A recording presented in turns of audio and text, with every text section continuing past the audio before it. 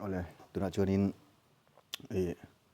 zona ka dong phong ya password ka thei ngira chu ti ni ya chu ti khati ti te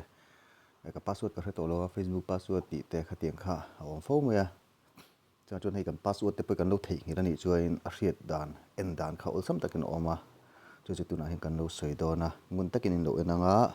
chu ka tiang hen lo tiang chuan eng site ta po ni sang Amazon mo hei online shopping mo Facebook mo khatiang password dei to rim ma kha chu in password kha in enlet le evek don in threle evek thei don ni chuan chin chi te po ol ta te khan password ka hreto lo wan tin mo khatiang vel te po kha password engkim kha password kha mu let le thei vek a hriat vek thei ni te chu ati thiam lo ka nom thina chu wang chuan in tur hin kan lo soi ngun te win ka tiang hen lo tinga chuan in password kha eng po kan lo thei ngin li ponin in enlet tanga ti khanin in password kha in threle me nga chuan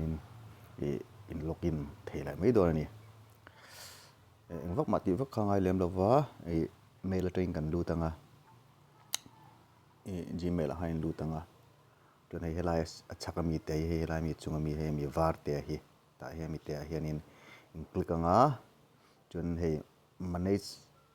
your Google account te hin click la anga chun hei ron langa chun chumi zo hianin security a hin lu do ani chun in scroll chho char charanga chun hei password manager te hin lut lenga ta hen ron lang tur to mai don ni eng kim ma kha i Facebook angte Instagram angti hei password trim thriba kha hei Instagram ate poi ron lut don ta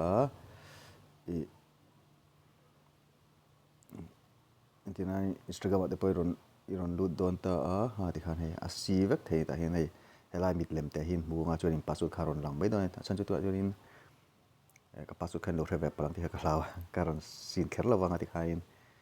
hei i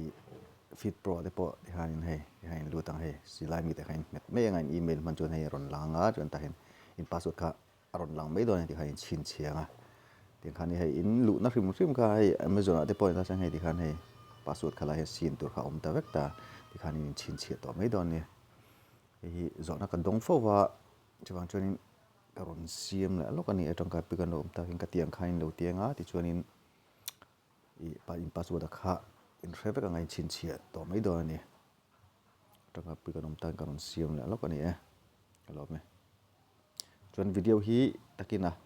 video hi min lo share sakam mo ti kha me like a comment te subscribe te kha min lo ti sak tu khan kan ngen du chewa ti than ron ti chau kan tumanga ti khanin min lo share sak ola min lo like sak ola them pe join comment te po halo da ola ti kha subscribe lama te kha tam min lo lak pi tu khan kan som cheu ni kalome